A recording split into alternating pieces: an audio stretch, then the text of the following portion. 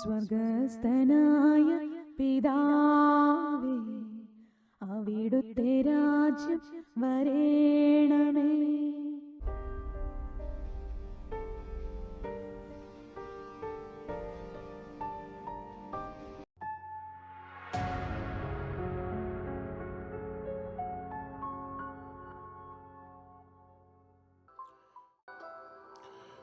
യേശുവിൻ്റെ രണ്ടാമത്തെ വരവും വിധിയാളനായി വരുന്നതും അവൻ്റെ കൂടെ നാം നിത്യതയിലായിരിക്കുന്നതിനെ കുറിച്ചൊക്കെയുള്ള ചിന്തയാണ് ഈ ആഴ്ചയിൽ. വീണ്ടും അടുത്ത ആഴ്ചയിൽ ആഗമനകാലത്തേക്ക് നാം പ്രവേശിച്ചുകൊണ്ട് ഒരു പുതിയ വർഷം, നമ്മൾ ആരാധന വർഷം ആരംഭിക്കുകയാണ്.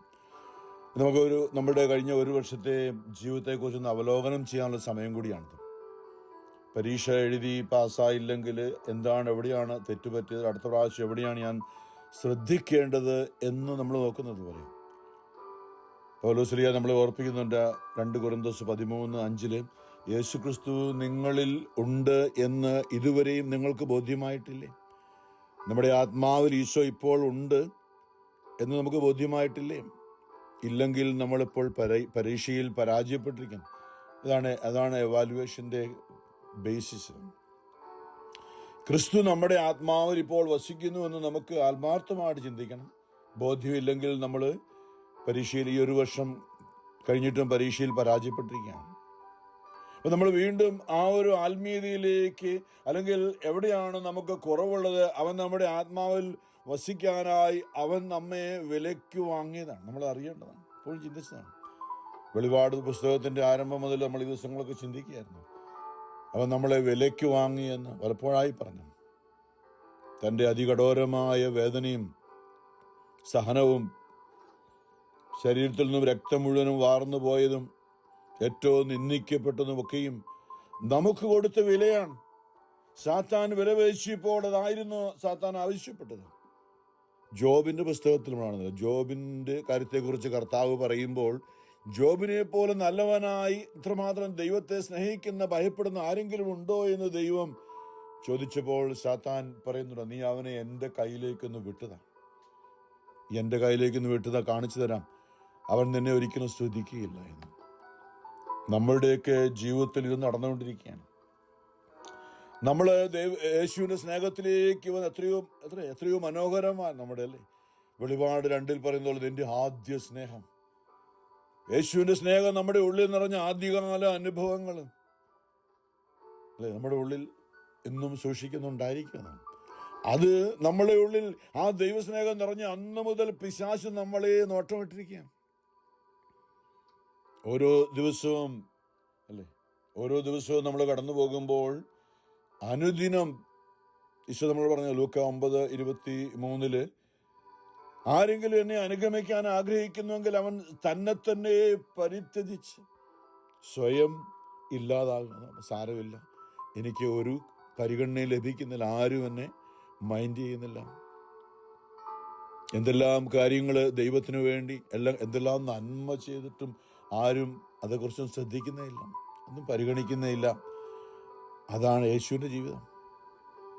അവൻ രാവിലെ മുതൽ രാത്രി മുഴുവനും പ്രാർത്ഥിക്കുകയായിരുന്നു. പകൽ മുഴുവനും ജനങ്ങളുടെ ഇടയിൽ ശുശ്രൂഷ ചെയ്തുകൊണ്ട് പിതാവിൻ്റെ സ്നേഹം വെളിപ്പെടുത്തി. യോഹന്നാൻ എഴുതി വച്ചിരിക്കുന്നതാണ്, അവൻ തൻ്റെ ജനത്തിൻ്റെ ഇടയിലേക്ക് എന്നാൽ ആരും അവനെ അറിഞ്ഞില്ല. യേശുവിൻ്റെ ജീവിതം അങ്ങനെയാണ്. അങ്ങനെയാണെങ്കിൽ അവനെ അനുഗമിക്കുന്ന നമ്മളെയും ആരും അറിയത്തില്ല. അറിഞ്ഞാലോ കുഴപ്പം, ആരും അറിയത്തില്ല. നമ്മളെ ആരും മനസ്സിലാക്കുന്നില്ല. നമ്മൾ ഈശോയ്ക്ക് വേണ്ടിയാണ് ജീവിക്കുന്നത്. നമ്മുടെ കുടുംബത്തിലുള്ളവർ പ്രത്യേകിച്ചും, നമ്മുടെ ബന്ധുക്കളും, അല്ലേ? ഈശോയുടെയൊക്കെ നമ്മളോട് പറഞ്ഞതല്ലേ, ഇന്നലെയൊക്കെ ചിന്തിച്ചാണ്. സ്നേഹം നഷ്ടപ്പെട്ട അവസ്ഥയിൽ ഒരു കുടുംബത്തിൽ 5 പേരുണ്ടെങ്കിൽ 3 പേർ 2 പേർക്ക് 2 പേർ 3 പേർക്ക് എതിരായി. ദൈവത്തോടുള്ള, യേശുവിനോടുള്ള സ്നേഹത്തെ പ്രതി നമ്മൾ അവരോട് സംസാരിക്കുമ്പോൾ അവരെ എതിർക്കും. അതങ്ങനെയാണ്. അത് മാറാനായിട്ട് നമുക്ക് ആഗ്രഹിക്കാം. പക്ഷേ നമ്മളുടെ ഈ ലോക ജീവിതം ഒന്നല്ലെങ്കിൽ വേറൊരു രീതിയിൽ നമ്മൾ പീഡിപ്പിക്കപ്പെടും. ഈ ഭൂമിയിലായിരിക്കുന്ന നമ്മളുടെ ജീവിതകാലം. അപ്പം നമ്മളെല്ലാം ഒന്നും നന്മയായിട്ട് വരുമെന്ന് പ്രതീക്ഷിക്കരുത്. പലപ്പോഴും നമുക്ക് പറ്റിയ കുഴപ്പം അതാണ്. ആദ്യകാലങ്ങൾ ഞാൻ കഴിഞ്ഞ ഓർപ്പിച്ചു, കരിസ്മാറ്റിക് നവീകരണം, അന്നൊക്കെ എല്ലാ സൗഖ്യങ്ങളും, എല്ലാ രോഗങ്ങളും സൗഖ്യം പ്രാപിക്കണം, എല്ലാ പ്രശ്നങ്ങളും മാറണം. അതിനുവേണ്ടിയായിരുന്നു നമ്മളുടെ ധ്യാനം കൂടുന്നത്, വചന പ്രഘോഷണം, ധ്യാന കൂട്ടായ്മകൾ, ഇതെല്ലാം ആദ്യകാലങ്ങൾ എൻ്റെ ഉള്ളിലാണ്. എല്ലാം സൗഖ്യം പ്രാപിച്ചില്ലെന്നില്ല, അനേകർ സൗഖ്യം പ്രാപിച്ചു, അനേകരെ സൗഖ്യം പ്രാപിച്ചുമില്ല. അപ്പോൾ എന്താ പറ്റി കർത്താവേ, എന്താണ് ഇവർക്ക്, എന്തുകൊണ്ടാണ്? അവരുടെ കുഴപ്പം കൊണ്ടായിരിക്കും, അവർ ശരിയല്ല, അതുകൊണ്ട് സൗഖ്യം പ്രാപിച്ചില്ല എന്നൊക്കെ ചിന്തിച്ച കാലഘട്ടമുണ്ട് എൻ്റെ ജീവിതത്തിൽ. പിന്നീട് മനസ്സിലായി അനേക വിശുദ്ധരെ വധിക്കപ്പെട്ടു. അനേക വിശുദ്ധരെ, വിശുദ്ധ കൂട്ടായ്മയുടെ മധ്യസ്ഥ പുണ്യതി മരിച്ചത് ക്ഷയരോഗം ബാധിച്ചാണ്. അൽഫോൺസാമ മരിച്ചത് ക്ഷയരോഗം ബാധിച്ചാണ്. ഈ ഭൂമിയിൽ ഏറ്റവും കൂടുതൽ സഹിച്ച ദൈവപുത്രനായ യേശുവാണ്. ഏറ്റവും കൂടുതൽ സഹിച്ച്, ഏറ്റവും കൂടുതൽ നിന്ദിക്കപ്പെട്ടത്, ഏറ്റവും കൂടുതൽ അവഗണിക്കപ്പെട്ടത് യേശുവാണ്. ആ കൂടെ പരിശുദ്ധ അമ്മ നിൽക്കുകയാണ് കുരിശിന്റെ ചുവട്ടിൽ, എല്ലാ നിന്ദനങ്ങളും ഏറ്റുവാങ്ങി. ഇപ്പം നമ്മൾ അവനെ അനുഗമിക്കുന്നവരാണെങ്കിൽ നമുക്ക് ഇനിയും വരാനുള്ളൊരു മാറ്റം, മനോഭാവം അതാണ്. അതായത് നമ്മളുടെ ജീവിതത്തിൽ സഹനം വേണ്ട എന്നൊരു കാഴ്ചപ്പാട് നമുക്കുണ്ടെങ്കിൽ, സഹനം ക്രിസ്തീയതയുടെ ഏറ്റവും മൂല്യം നിർണ്ണയിക്കുന്ന മേഖലയാണ് സഹനം. അതിനുവേണ്ടിയാണ് നമ്മൾ ചോദിക്കേണ്ടത്, സഹനശക്തിക്ക് വേണ്ടി. ശിഷ്യന്മാർ കുറെ കഴിഞ്ഞപ്പോൾ യേശുവിനോട് ചോദിച്ചു, ഞങ്ങളുടെ വിശ്വാസത്തെ വർദ്ധിപ്പിക്കണമേ എന്ന്. സഹനമായിരുന്നു. എവിടെ പോയാലും ഇത്രയൊക്കെ അത്ഭുതങ്ങളും അടയാളങ്ങളും യേശു പ്രവർത്തിച്ചാലും അവർ കണ്ടത് എപ്പോഴും ഫരിസേയ പ്രമുഖന്മാരും യഹൂദ പ്രമാണികളും ഒക്കെ യേശുവിനെ ഇല്ലാതാക്കാൻ വേണ്ടി ശ്രമിക്കുന്ന പലപ്പോഴും കണ്ടു. അവർക്കത് പിടിയിട്ടില്ല. അവർ വിചാരിച്ചത് യേശു രാജാവാകുന്നൊക്കെയാണ്. പക്ഷെ യേശു പലപ്പോഴും ഇല്ലാതായി ജനങ്ങളുടെ ഇടയിലൊക്കെ മറഞ്ഞു പോവുകയാണ്. അതൊന്നും അവർക്ക് ഉൾക്കൊള്ളാൻ പറ്റില്ല. അതുകൊണ്ടാണ് യൂദാസ് കാര്യങ്ങളൊക്കെ കയ്യിലെടുക്കാൻ തീരുമാനമെടുത്തത്. ബറാബാസിനെ, അതുപോലെയൊക്കെയാണ്. ബറാബാസിനെ പോലെയുള്ളവരൊക്കെയാണ് നേതാവായി വരത്തുള്ളൂ. ഇവനൊന്നും ആകാൻ പോകുന്നില്ല. അതുകൊണ്ട് തന്നെയാണ് രഹസ്യമായി അവർ വന്ന് ചോദിച്ചപ്പോൾ ഒക്കെ കുഴപ്പമില്ല. ഇങ്ങനെ നമ്മളുടെ ജീവിതത്തിൽ ഈ ഒരു മേഖലയുണ്ട്.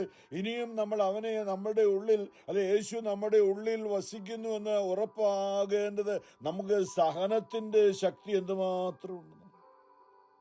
സഹനം ചോദിച്ചൊന്നും മേടിക്കണ്ട, ഉള്ളത് മതി.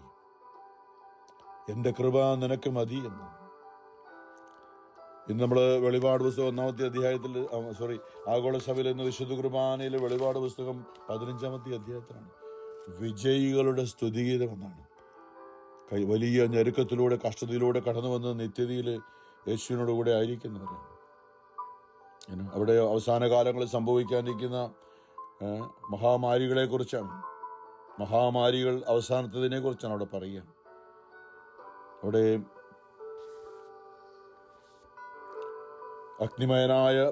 അഗ്നിമയമായ പളുങ്കുകടൽ പോലെ ഒരു കാഴ്ച ഞാൻ കണ്ടു. മൃഗത്തിന്റെ മേലും, അതായത് സാത്താന്റെ മേലും അവന്റെ പ്രതിമയന്മേലും അവന്റെ നാമസംഖ്യന്മേലും വിജയം വരിച്ചു. ഇതാണ് നമ്മുടെ സഹനം. തിന്മയോടുള്ള പോരാട്ടമാണ്. നമ്മൾ പലപ്പോഴും മനുഷ്യരോടല്ല. നമ്മളുടെ പോരാട്ടം മനുഷ്യരോടല്ല. കാരണം നമ്മൾ യേശുവിൻ്റെതായി കഴിഞ്ഞപ്പോൾ പിന്നെ നമ്മൾ സാത്താന്റെ നോട്ടപ്പുള്ളിയായി മാറി. ഇത് പേടിക്കാൻ വേണ്ടി പറയല്ല, ഉള്ള കാര്യമാണ്. നമ്മൾ യേശുവിനെ അറിഞ്ഞില്ലെങ്കിൽ പോലും അവൻ ശാന്തമായി നമ്മളെ അവൻ്റെ അടിമത്തിലാക്കി നിത്യനാശത്തിലേക്ക് കൊണ്ടുപോകാൻ വേണ്ടി ശ്രമിക്കും. യേശുവിനെ അറിയുന്ന നമ്മൾക്ക് യേശുവിൻ്റെ എല്ലാ സംരക്ഷണമുണ്ട്. അവർ മൃഗത്തിൻ്റെ മേലും സാത്താൻ്റെ മേലും വിജയം വരിച്ച് ദൈവത്തിൻ്റെ വീണ പിടിച്ചുകൊണ്ട് പളുങ്ക് കടലിൽ നിൽക്കുന്നവരെയും ഞാൻ കണ്ടു. അവർ ദൈവത്തിൻ്റെ ദാസനായ മോശയുടെയും കുഞ്ഞാടിൻ്റെയും ഗീതങ്ങൾ ആലപിച്ചുകൊണ്ട് പറഞ്ഞു, സർവശക്തനും ദൈവവുമായ കർത്താവേ, അങ്ങയുടെ പ്രവൃത്തികൾ മഹനീയവും വിസ്മയാവഹവുമാണ്. ജനതകളുടെ രാജാവേ, അങ്ങയുടെ മാർഗങ്ങൾ നീതിപൂർണവും സത്യസന്ധവുമാണ്. കർത്താവേ, അങ്ങയുടെ നാമത്തെ ഭയപ്പെടാത്തവനും സ്തുതിക്കാത്തവനും ആരുണ്ട്? അങ്ങ് മാത്രമാണ് പരിശുദ്ധൻ. സകല ജനതകളും വന്ന് അങ്ങയെ ആരാധിക്കും, കാരണം അങ്ങയുടെ ന്യായവിധികൾ വെളിവാക്കപ്പെട്ടിരിക്കുന്നു. ഇത് 1-ാമത്തെ വായനയാണ്. ഇന്ന് ജോർജിയ സ്റ്റേറ്റിന് വേണ്ടി അറ്റ്ലാന്റയിൽ നിന്നും സാലി പൈസ കുടുംബം പ്രാർത്ഥന ആരംഭിച്ച സമയത്ത് സങ്കീർത്തനം 116 നമ്മൾ ഈ താങ്ക്സ് ഗിവിങ് വ്യാഴാഴ്ച, നാളെ താങ്ക്സ് ഗിവിംഗ് ഡേ ആണ്. ഇപ്പോൾ നന്ദി പ്രകടനത്തിൻ്റെ ഒരു സങ്കീർത്തനമാണ് നമ്മളെ സാരി ഓർപ്പിച്ചത്. സങ്കീർത്തനം 116, ഞാൻ കർത്താവിനെ സ്നേഹിക്കുന്ന എൻ്റെ പ്രാർത്ഥനയുടെ സ്വരം അവിടുന്ന് ശ്രവിച്ചു. അവിടുന്ന് എനിക്ക് ചെവി ചായച്ചു തന്നു. ഞാൻ ജീവിതകാലം മുഴുവനും അവിടുത്തെ വിളിച്ചപേക്ഷിക്കും. മരണക്കെണി എന്നെ വലയം ചെയ്തു, പാതാളവാശങ്ങൾ എന്നെ ചുറ്റി, ദുരിതവും തീവ്രവേദനയും എന്നെ ഗ്രസിക്കും. ഞാൻ കർത്താവിന് നാമം വിളിച്ച് അപേക്ഷിച്ചു. കർത്താവെ, ഞാൻ യാചിക്കുന്നു, എൻ്റെ ജീവൻ രക്ഷിക്കണമേ. കർത്താവ് കരുണാമയനും നീതിമാനുമാണ്. നമ്മുടെ ദൈവം കൃപാലുവാണ്. എളിയവരെ കർത്താവ് പരിപാലിക്കുന്നു. എളിയവരെ നമ്മൾ സ്വയം താഴ്ത്തുമ്പോഴാണ്, അവിടെയാണ് നമ്മളുടെ എല്ലാ വിശുദ്ധരും അങ്ങനെയായിരുന്നു. ഞാൻ നിലം പറ്റിയപ്പോൾ അവിടുന്ന് എന്നെ രക്ഷിച്ചു. എൻ്റെ ആത്മാവെ, നീ ശാന്തിയിലേക്ക് മടങ്ങുക. കർത്താവ് നിന്റെ മേൽ അനുഗ്രഹം വർഷിച്ചിരിക്കുന്നു. അവിടുന്ന് എൻ്റെ പ്രാണനെ മരണത്തിൽ നിന്നും, ദൃഷ്ടികളെ കണ്ണുനീരിൽ നിന്നും, കാലുകളെ ഇടർച്ചയിൽ നിന്നും മോചിപ്പിച്ചിരിക്കുന്നു. ഞാൻ ജീവിക്കുന്നവരുടെ നാട്ടിൽ കർത്താവിൻ്റെ മുമ്പിൽ വ്യാപരിക്കും എന്ന് പറയുമ്പോൾ ഈ ലോകത്തിൽ ജീവിക്കുന്നവരല്ല കേട്ടോ. നമ്മൾ പലപ്പോഴും അങ്ങനെ ചിന്തിക്കാറ്. ജീവൻ നിത്യതയാണ്. നിത്യജീവന് വേണ്ടിയാണ് നമ്മൾ ഈ ലോകത്തിലൂടെ ഒന്ന് കയറി ഇറങ്ങിപ്പോകുന്നവരാണ്. താൽക്കാലികമായിട്ട് ഇവിടെയല്ല നമ്മുടെ ജീവിതം. നമ്മുടെ ജീവൻ നിത്യതയാണ്. അപ്പൊ നിത്യതയിൽ ഞാൻ കർത്താവിന് മുമ്പിൽ വ്യാപരിക്കും. ഈ ഭൂമിയിൽ വെച്ച് നമ്മുടെ ജീവിതം, ഞാൻ കൊടിയ ദുരിതത്തിൽ അകപ്പെട്ടു. ദൈവത്തിൽ ആശ്രയിച്ചപ്പോഴും ദാവീദല്ലേ എന്തെല്ലാം പ്രശ്നങ്ങളാണ്. കൊടിയ ദുരിതത്തിൽ അകപ്പെട്ടെന്ന് പറഞ്ഞപ്പോഴും ഞാൻ എൻ്റെ വിശ്വാസം കാത്തു സൂക്ഷിച്ചു, ദൈവത്തിൽ ആശ്രയിച്ചു നിന്നു. മനുഷ്യരെല്ലാം വഞ്ചകരാണെന്ന് പരിഭ്രാന്തനായി ഞാൻ പറഞ്ഞു. ആരോടെങ്കിലും അടുത്തിട്ടുണ്ടെങ്കിൽ കുറെ കഴിയുമ്പോൾ അവർ നമുക്കെതിരെ തിരിഞ്ഞു. അതുകൊണ്ട് ഇനി ആരോടും അടുക്കണ്ട, അങ്ങനെ ഒറ്റയ്ക്ക് മിണ്ടാതങ്ങ് ഇരുന്നാൽ മതി, ശാന്തമായി. ഇത് എല്ലാ വിശുദ്ധരുടെ ഒരു ജീവിതമാണ്. മനുഷ്യരെല്ലാം വഞ്ചകരാണെന്ന് പരിഭ്രാന്തനായി ഞാൻ പറഞ്ഞു. കർത്താവ് എൻ്റെ മേൽ ചൊരിഞ്ഞ അനുഗ്രഹങ്ങൾക്ക് ഞാൻ എന്തു പകരം കൊടുക്കും? ഞാൻ രക്ഷയുടെ പാനപാത്രം ഉയർത്തി കർത്താവിൻ്റെ നാമം വിളിച്ചപേക്ഷിക്കും. അവിടുത്തെ ജനത്തിൻ്റെ മുമ്പിൽ കർത്താവിന് ഞാൻ എൻ്റെ നേർച്ചകൾ നിറവേറ്റും. നമ്മുടെ ജീവിതം കർത്താവിൻ്റെ മുമ്പിൽ എപ്പോഴും അവിടുത്തെ സാക്ഷിയായി ജീവിക്കുമെന്നുള്ള എന്തെല്ലാം പ്രശ്നവും സഹനവും ഉണ്ടെങ്കിലും ആ ഒരു തീരുമാനമാണ്. അവിടെയാണ് നമ്മുടെ ഉള്ളിൽ ക്രിസ്തു വസിക്കാനായി നമ്മുടെ ജീവിതം അടിയറ വയ്ക്കുന്ന ആത്മാവായി. ഇന്ന് നമ്മുടെ ആത്മാവിനോട് ചേർന്ന് യേശു വസിക്കുന്ന ഒരു ജീവിതമാണ് നമ്മുടെ ഈ ജീവിതം. അതുകൊണ്ട് നമ്മുടെ ഉള്ളിലൂടെ അവനിനിയും മഹത്വം പ്രാപിക്കണം. നമ്മുടെ ഉള്ളിലൂടെ നമ്മുടെ എല്ലാ പ്രവൃത്തികളും അവൻ്റെ നാമം മഹത്വപ്പെടാനായിരിക്കണം. സ്വർഗ്ഗസ്ഥനായ പിതാവേ എന്ന പ്രാർത്ഥന അത് തന്നെയാണ്. നമ്മളുടെ ജീവിതത്തിലൂടെ അവിടുത്തെ നാമം പൂജിതമാകണമേ, അങ്ങയുടെ രാജ്യം വരണമേ. നമ്മുടെ കൂട്ടായ്മയുടെ പേര് തന്നെയാണ്, അവിടുത്തെ രാജ്യം വരണമേ. അങ്ങയുടെ തിരുഹിതം സ്വർഗത്തിലെ പോലെ ഭൂമിയിലും ആകണമേ. നമ്മൾ ഓരോരുത്തരിലൂടെ നമ്മളിൽ യേശു വസിക്കുമ്പോഴാണ്, യേശു ആത്മാവായി നമ്മുടെ ആത്മാവിനോട് ചേർന്ന് വസിക്കുന്നതാണ് നമുക്കത് ചെയ്യാൻ പറ്റുക. പരിശുദ്ധാത്മാവ് നിങ്ങളുടെ മേൽ വന്നു കഴിയുമ്പോൾ നിങ്ങൾ ശക്തി പ്രാപിക്കും. നിങ്ങൾ ജെറുസലേമിലും ജൂദയായാലും സമരിയായാലും ലോകത്തിൻ്റെ അതിർത്തികൾ വരെയും എനിക്ക് സാക്ഷികളായിരിക്കും. അവിടുത്തെ ജനത്തിന് മുമ്പിൽ കർത്താവിന് ഞാൻ എൻ്റെ നേർച്ചകൾ നിറവേറ്റും. തൻ്റെ വിശുദ്ധരുടെ മരണം കർത്താവിന് അമൂല്യമാണ് എന്ന് പറയുമ്പോൾ, നമ്മളെ നിത്യതയിൽ വിശുദ്ധരുടെ മരണം എന്ന് പറയുമ്പോൾ ഈ ലോക ജീവിതത്തിൻ്റെ മരണമല്ല കേട്ടോ. നമ്മൾ ചിന്തിക്കേണ്ട,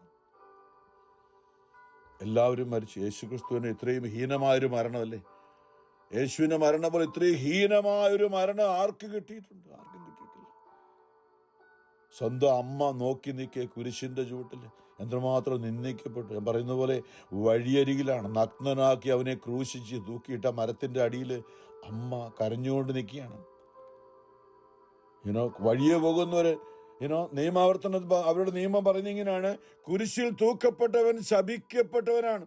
അതെല്ലാവരും അതിൽ കടന്നു പോകുന്നവരൊക്കെ അവനെ പരിഹസിക്കുകയും അവന്റെ മേൽ കാർക്കിച്ചു തുപ്പുകയും ചെയ്യും. കാരണം ഇവൻ ശാപഗ്രസ്തനാണ്, ശപിക്കപ്പെട്ടവനാണ്. അപ്പൊ ഇവര് പോകുന്ന വഴിക്ക് തുപ്പിയ തുപ്പലൊക്കെ അവന്റെ മേൽ വീണിട്ട് അത് ഒഴുകി അമ്മയുടെ തലയിലാണ് വന്ന് വീണത്. യേശുവിന്റെ ശരീരത്തിൽ നിന്നും ഒഴുകിയ രക്തം മുഴുവനും കുരിശിനുള്ളിൽ നിന്ന് അമ്മയുടെ തലയിലൂടെ അമ്മയുടെ കണ്ണുനീരുമായിട്ട് രക്തക്കണ്ണുനീരായി ഭൂമിയിൽ പതിച്ചു. ഇത്രമാത്രം സഹിച്ചവളാണ് പരിശുദ്ധ കന്യകാമറിയം. ഇത്രമാത്രം നിന്ദിക്കപ്പെട്ടവളാണ്. നമ്മളാ പറയുന്നത് നമുക്ക് ചില കാര്യങ്ങളൊക്കെ സാധിച്ചു തരണമെന്ന് അമ്മയോട് ഓർത്ത് നോക്കി. അമ്മ പറയും, മക്കളെ എത്ര പറഞ്ഞാൽ നിങ്ങൾക്കത് മനസ്സിലാകാൻ പോകുന്നില്ല. കുഴപ്പമില്ല, കുറെ കഴിയുമ്പോൾ നിങ്ങൾക്കത് മനസ്സിലാകും. ആ ഒരു രീതിയിലാണ് അമ്മ. അവൻ പറയുന്നത് പോലെ നിങ്ങൾ ചെയ്യും. ഇത് മാത്രം അമ്മ പറയും. ഞാൻ നിങ്ങളുടെ അമ്മയായിരിക്കുന്നത് നിങ്ങൾ അവനെ അറിയാൻ വേണ്ടി മാത്രമാണ്. നിത്യതയിലേക്ക് അവൻ വഴിയല്ലാതെ വേറെ ഒരു വഴിയില്ല. അതുകൊണ്ട് അവനെ അറിയാൻ വേണ്ടിയാണ് ഞാൻ നിങ്ങളുടെ അമ്മയായി. ഇത് അമ്മ അമ്മയോട് പറയുന്നത്, പരിശുദ്ധ അമ്മ. കർത്താവെ, ഞാൻ അവിടുത്തെ ദാസനാണ്.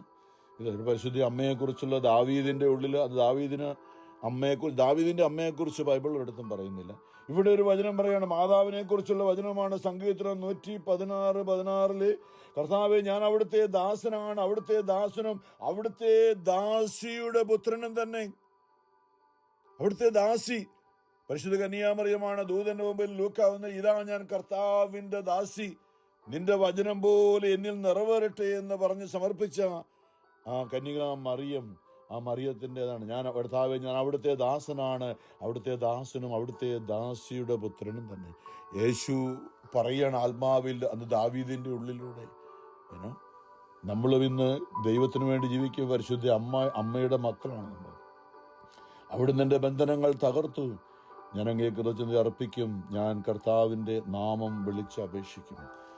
നമ്മൾ അറിയേണ്ടത്, ഇന്ന് സുവിശേഷത്തിൽ ഈശോ പറയുന്നത്, യേശു നാമത്തെ നമ്മൾ അറിയുന്നത് കൊണ്ട് ക്ലേശങ്ങളുടെ ആരംഭം എന്ന് ലൂക്ക 21 ഇന്നലത്തെ ബാക്കിയായിട്ട് ഇന്ന് 12 തൊട്ടാണ്.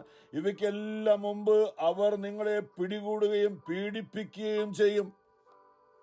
നമ്മളെയൊന്നും ആരും പീഡിപ്പിക്കാൻ പാടില്ല.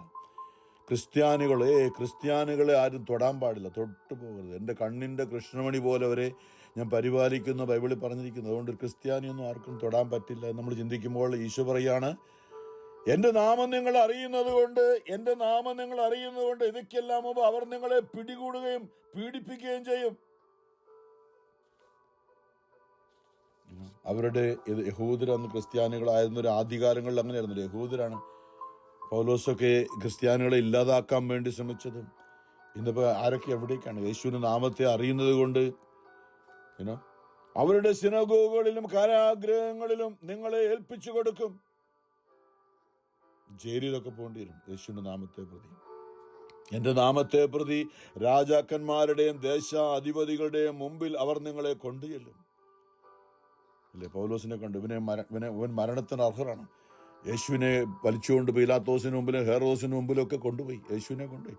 അവൻ പോകുന്ന വഴിയിലൂടെയാണ് നമ്മളും പോയിക്കൊണ്ടിരിക്കുന്നത്. ഹെറോദോസ് കുറേ തമാശ കാണാമെന്ന് വിചാരിച്ച്, അത്ഭുതങ്ങൾ കാണാമെന്ന് വിചാരിച്ചിട്ട് മൗനമായി ഒരക്ഷരം ഉരിയാടാതെ നിൽക്കുന്ന ഈശോ. അത് കഴിഞ്ഞ് പീലാത്തോസിന്റെ മുമ്പിലും എല്ലാം കൊണ്ടുപോയിട്ട് നമുക്ക് നടന്ന എന്തുമാത്രം നിന്ദനമാണ് അനുഭവിച്ചത്. എൻ്റെ നാമത്തെ പ്രതി രാജാക്കന്മാരുടെ ദേശാധിപതികളുടെ മുമ്പിൽ അവർ നിങ്ങളെ കൊണ്ടുചെല്ലും. നിങ്ങൾക്ക് ഇത് സാക്ഷ്യം നൽകുന്നതിനുള്ള അവസരമായിരിക്കും. അനേക രക്തസാക്ഷികള് റോമില് ആദിമകാലത്തെ ക്രിസ്ത്യാനികള് പീഡിപ്പിക്കപ്പെട്ടപ്പോൾ സിംഹത്തിന് മുമ്പിൽ മരിച്ചു വീഴുന്നതിന് മുമ്പ് അവര് യേശുനാമം വിളിച്ചു പറഞ്ഞുകൊണ്ട് സ്തുതി പാടിക്കൊണ്ടാണ് അവർ മരിച്ചു വീണത്. അല്ലെ, ഒരു വിശുദ്ധനെ കുറിച്ച് കേട്ടിട്ടുണ്ട്, ഞാൻ പേര് ഓർക്കുന്നില്ല. യേശുവിന്റെ നാമത്തെ പ്രതി പീഡിപ്പിക്കാൻ വേണ്ടി തകരം അടിയിൽ തീ കത്തിച്ചിട്ട് ആ ശരീരം കൈകാലൊക്കെ കെട്ടിയിട്ട് ഒരു സൈഡ് അങ്ങോട്ട് പൊള്ളി കഴിഞ്ഞപ്പോൾ വിശുദ്ധൻ മരിച്ചില്ല. അദ്ദേഹം പറയാണ്, ആ സൈഡ് വെന്ത് കഴിഞ്ഞൊന്ന് മറിച്ചിട്ടാ നല്ലതായിരിക്കുമെന്ന്. ആ മനോഭാവം ഒന്ന് ഓർത്ത് നോക്കി. നമുക്ക് അങ്ങനെ പറയാൻ പറ്റുമോ? ഇവിടെയാണ് ഞാൻ പറഞ്ഞത്, നമ്മുടെ മനോഭാവം യേശുവിന് വേണ്ടി. അല്ലെ, ഭൂമിയിൽ നിന്ന് സഹനം നമ്മള് ഇനിയും കുഴപ്പമില്ല, ഇനിയും വിശുദ്ധ അൽഫോൺസാമയൊക്കെ ചോദിച്ചു, ഇന്നെന്താ എനിക്ക് സഹനം ഇല്ലാത്തത്? പ്രിയമുള്ളവരെ, നമ്മളോർക്ക് നമുക്ക് അത്രയൊന്നും വേണ്ട. നമുക്ക് സ്വർഗത്തിന്റെ വാതിലിന്റെ അടുത്തൊരു സ്ഥലം കിട്ടിയാൽ മതി. ഇല്ല, അങ്ങനൊന്നുമില്ല കേട്ടോ. ഒന്നെങ്കിൽ അകത്തല്ലേ പുറത്ത് ഉള്ളൂ. നമ്മൾ പൂർണ്ണമായും അവന്റെ ആത്മാവില് ഈ ഭൂമിയില് എല്ലാവരോടും ക്ഷമിച്ച്, ഏറ്റവും സഹനത്തിന്റെ നമ്മൾ സഹിക്കാനായിട്ട് ഏറ്റവും വലിയ ഒന്നാണ് മറ്റുള്ളവരോട് ക്ഷമിക്കുക. കാരണം ഇടത്തെ കർണത്തെ അടിക്കുന്നവന് വലത്തെ കർണം കാണിച്ചു കൊടുക്കുക എന്ന് പറയുമ്പോൾ അത് ക്ഷമയാണ്. നിന്നോട് കലഹിച്ച് നിന്റെ വസ്ത്രമെടുക്കാൻ ആഗ്രഹിക്കുന്നതിന് മേലങ്കി കൂടി കൊടുത്തേക്കുക. നിന്നോട് ഒരു മൈൽ കൂടെ നിന്റെ ദൂരെ പോകാൻ ആഗ്രഹിക്കുക 2 മൈൽ പോവുക. അത് സഹനമാണ്. അത് മതി. നമ്മുടെ കുടുംബത്തിലായിരിക്കാം, ഭാര്യയായിരിക്കാം, ഭർത്താവായിരിക്കാം, മക്കളായിരിക്കാം, അമ്മായിമ്മയായിരിക്കാം, നാത്തൂനായിരിക്കാം, ജോലി സ്ഥലത്തായിരിക്കാം. ആ ഒരു മനോഭാവം ഉണ്ടെങ്കിൽ നമ്മൾ സ്വർഗത്തിൽ പോകും. വേറൊന്നും വേണ്ട. ഈശോ നമ്മോട് പറഞ്ഞിരിക്കുന്ന കാര്യങ്ങളാണ് അതൊക്കെ. അപ്പോൾ മറ്റുള്ളവരോട് ക്ഷമിക്കുന്നതാണ് ഏറ്റവും സഹനത്തിന് ഏറ്റവും വിലയുള്ള സഹനം. നമ്മളിങ്ങനെ കുറെ കുഴപ്പമൊക്കെ ഉണ്ടാക്കി പാപം ചെയ്ത് ഈ ലോകത്തിൽ ജീവിച്ചിട്ട് രോഗിയായിട്ട് സഹിച്ച വലിയ കാര്യമൊന്നുമില്ല അതിനകത്ത്. സംഗീതത്തിന് 107 പറഞ്ഞ പോലെ പാപകരമായ മാർഗങ്ങൾ പിന്തുടർന്ന് ചിലർ രോഗികളായി തീർന്നു. ചിലപ്പോൾ രോഗങ്ങളൊക്കെ നമുക്ക് സഹനം. തീർച്ചയായിട്ടും അൽഫോൺസാമയുടെ ക്ഷയരോഗം, കൊച്ചിർച്ചാപ്പിടുന്നത് ക്ഷയരോഗമൊക്കെ അതൊക്കെ വിശുദ്ധിയുടെ ഒരു വഴി തന്നെയായിരുന്നു. അപ്പം നമ്മൾ പാപം ചെയ്തിട്ട് സഹിച്ചിട്ട്, അതുകൊണ്ട് അതിനേക്കാൾ നല്ലത് പാപം ചെയ്യാതെ സഹിക്കുന്നതിന് ഇരട്ടി അല്ലെങ്കിൽ 10 ഇരട്ടി മൂല്യമാണ്. ചിലർക്ക് നാണയം അല്ലേ, 5 നാണയം കൊടുത്തത് 10 ആക്കിയില്ല ചിലർ. 1 കിട്ടിയത് തുണിക്കകത്ത് പോകുന്ന ചില മണ്ണി കുഴിച്ചിട്ടെന്ന് പറഞ്ഞു. സഹനമൊന്നും വേണ്ട നമുക്കെന്ന് പറയുന്നൊരവസ്ഥയാണ്. നമ്മളുടെ ജീവിതത്തിൽ ഇത് നമ്മൾ അറിയേണ്ടതാണ്. അതുകൊണ്ട് നമ്മളുടെ ജീവിതത്തിൽ മാറ്റം വരേണ്ടതാണ്. നമുക്ക് ഉള്ള സഹനം ഉയർത്തിയതാണ് ഈശോ പറഞ്ഞത് ലൂക്ക 9:23. ആരെങ്കിലും എന്നെ അനുഗമിക്കാൻ ആഗ്രഹിക്കുന്നവൻ തന്നെ പരിത്യജിച്ച്, ഞാൻ ഒന്നും വേണ്ട, എനിക്കൊന്നും വേണ്ട, യേശുവിനെ പ്രതി എല്ലാം ഞാൻ പരിത്യജിക്കുന്നു. എൻ്റെ ആഗ്രഹങ്ങളും എൻ്റെ മോഹങ്ങളും എൻ്റെ എന്തെല്ലാമായിരുന്നു എൻ്റെ ആശകൾ. കുഞ്ഞുനാളിലോട്ടല്ല എന്തെല്ലാം ആശകളായിരുന്നു. അതൊക്കെ നടക്കാതെ വരുമ്പോൾ, ആ നടക്കാൻ പറ്റാതിനോർത്ത്, ആര് മൂലമാണോ നടക്കാതിരുന്ന അവരെ ഓർത്ത് അവർ നമ്മുടെ ശത്രുക്കളായി കാണുമ്പോൾ അവിടെ അതല്ല, ഇത് ദൈവം അനുവദിച്ചതാണ്. ഞാൻ സഹനത്തിലൂടെ കടന്നു പോകുമ്പോഴാണ് പൗലോസിനോട് പറഞ്ഞതുപോലെ, നിന്റെ ബലഹീനതയിലാണ് എൻ്റെ ശക്തി പൂർണ്ണമായും പ്രകടമാക്കാൻ പോകുന്നത്. നിന്റെ സഹനത്തിലാണ് എൻ്റെ ശക്തി നിന്നിൽ വെളിപ്പെടാൻ പോകുന്നത്. അതുകൊണ്ട് അതവിടെ ഇരിക്കട്ടെ, സാരമില്ല. എൻ്റെ സഹനം 2 കൊരിന്ത്യർ 12 എൻ്റെ കൃപ നിനക്ക് മതി. പൗലോസ് പഠിച്ചു. ഇവിടെ പറയാൻ, ഞാൻ എൻ്റെ സഹനങ്ങളെ ഓർത്ത് ഞാനിപ്പോൾ എൻ്റെ ദൈവത്തെ സ്തുതിക്കുന്നു. നമ്മുടെ ജീവിതത്തിൽ ഇന്നോളം ഓർമ്മ വെച്ച നാളുകൾ, ഇന്നോളം ഉണ്ടായ എല്ലാ സഹനങ്ങളെയും കൂട്ടി വെച്ചുകൊണ്ട് കർത്താവിനൊന്ന് കാഴ്ചവെക്കാൻ പറ്റും. അതാണ് ഏറ്റവും വലിയ കാഴ്ചവെപ്പ്. നന്ദിയോടെ നാം കഴിഞ്ഞ് സമർപ്പിച്ചു ഈ താങ്ക്സ് ഗിവിങ്ങില് നമുക്ക് ഹാപ്പി താങ്ക്സ് ഗിവിംഗ് എന്ന് പറയുമ്പോൾ നമുക്ക് ഈ ഭൂമിയിലുള്ള എല്ലാ മനുഷ്യരെ ഓർത്ത് ആത്മാർത്ഥമായിട്ട് പറയണം. ഞാനും ചിന്തിക്കുന്ന അല്ലെങ്കിൽ അതിനുവേണ്ടി ശ്രമിച്ചുകൊണ്ടിരിക്കുന്ന ഒരു മേഖലയാണ്.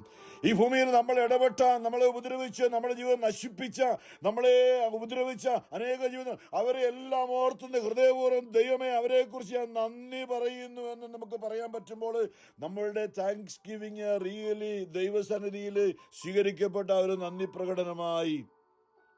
അല്ലെങ്കിൽ പറത്തു വിശുദ്ധ കുർബാനയുടെ അത് താങ്ക്സ് ഗിവിങ് എന്നാണ്, അല്ലെങ്കിൽ യൂക്കരിസ്റ്റിയ എന്ന വാക്കിൻ്റെ അർത്ഥം നന്ദി പ്രകടനം എന്നാണ്.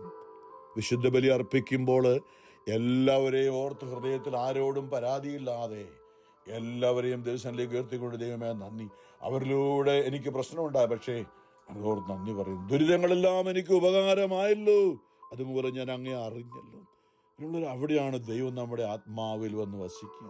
ഈ ഭൂമിയിൽ എല്ലാവരെയും ഓർത്ത് നന്ദി പറയാൻ, എല്ലാവരോട് സ്തുതിക്കാൻ, അവിടെയാണ്. അതാണ് അതാണ് യേശു, അതാണ് പിതാവേ അവരെന്താണ് ചെയ്യുന്നവർ അറിയുന്നില്ല, അവരോട് ക്ഷമിക്കണമേ എന്ന് പറഞ്ഞുകൊണ്ട് സഹനം സ്വീകരിച്ച ഈശോ.